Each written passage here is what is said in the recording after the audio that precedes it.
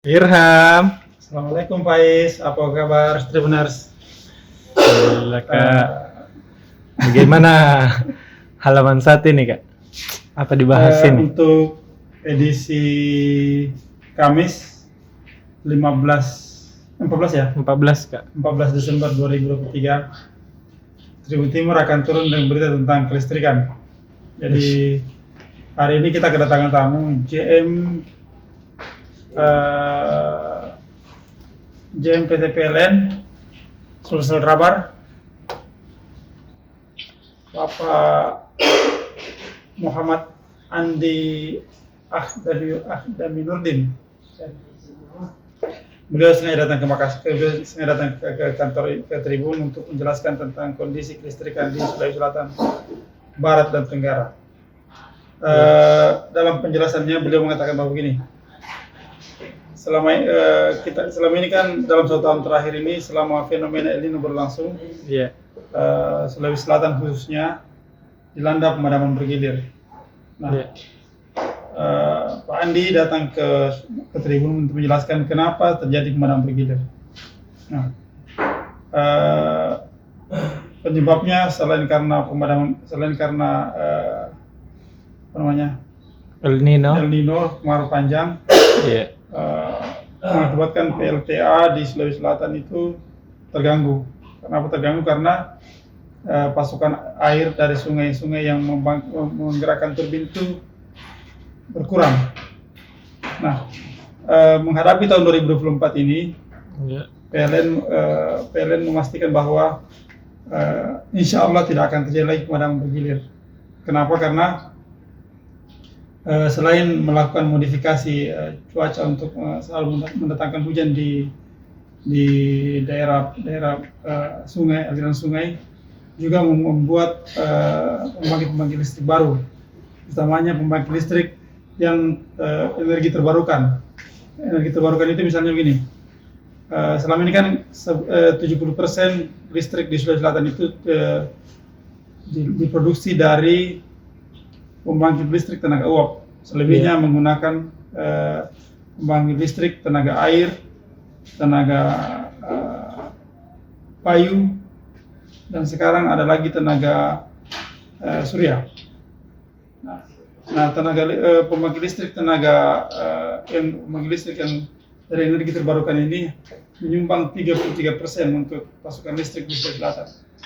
Dan itu ternyata ketika terjadi fenomena El Nino ini, maka otomatis mereka akan terganggu. Jadi pada tahun ini minus sampai 75% karena PLTA Bakaru dan PLTA Poso dan PLTA yang di Tanah Toraja tidak berfungsi dengan baik. Nah, sementara PLTU yang kita punya tidak mampu memasok seluruh Sulawesi Selatan. Ironisnya, PLTB yang diharapkan bisa membantu mensuplai kurang lebih 6-7% pasokan listrik juga tidak bisa berfungsi karena ternyata hembusan angin di Sidrap yang merupakan tempat PLTB itu Kurang kencang, memadai di kak. termasuk juga di PLTB di Jeneponto. Jadi makanya ketika itu diharapkan untuk membantu, ternyata tidak bisa juga. Itulah yang terjadi kenapa sampai terjadi pemadaman bergilir selama 2023 ini. Nah, Pak Andi menjelaskan bahwa tahun 2024 atau setelah Natal dan Tahun Baru ini semua sudah terkendali dengan baik. Semua PLTB, PLTA yang ada di Sulawesi Selatan dan Sulawesi Tenggara sudah berfungsi dengan baik seiring dengan datangnya musim hujan. Nah, apa yang diharapkan supaya tidak terjadi lagi pemadaman bergilir tahun berikutnya, tahun depan, yaitu tadi membuat PLTA baru, kemudian membuat lagi PLTS di Selayar yang bisa menambah suplai pasokan listrik di Sulawesi Selatan. Itu jaminannya dari PLN. Kemudian Faiz, berita berikutnya Faiz tentang selain dari PLN tentang persiapan pertandingan antara Sabah FC dengan PS Makassar. Oh iya. Ya, ini seru sebenarnya, Faiz, karena laga terakhir bagi PSM Makassar di AFC Cup 2023 ini. Sebenarnya peluang PSM untuk lolos ke babak selanjutnya sudah tidak ada, tapi PSM bertekad untuk meraih poin untuk membalas dendam dari Sabah. Sabah FC setelah mereka pada pertandingan sebelumnya kalah 5-0.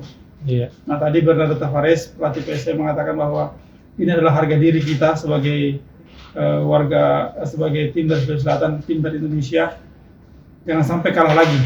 Iya. Ya, jangan sampai kalah lagi karena PSM datang ke Malaysia ini membawa nama Indonesia.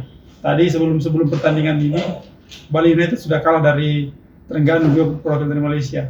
Nah, sekarang PSM tidak boleh kalah lagi tidak boleh kalah dari perwakilan Malaysia, Sabah FC. Iya. Jadi pemain PSM Rashid Bakri yang merupakan warga pemain lokal Sulawesi Selatan menyatakan dia pokoknya harus mati-matian menang lawan bisa meraih kemenangan lawan Sabah. FC. Jadi kita tunggu hasilnya bagaimana pertandingan besok akan disaksikan pukul 20 waktu Indonesia Tengah. Jadi mudah-mudahan kita berharap semua bahwa PSM bisa berbuat yang terbaik, minimal Menang 3 poin untuk Indonesia. Terima kasih. Assalamualaikum Terima kasih, Kak. warahmatullahi wabarakatuh. Dah.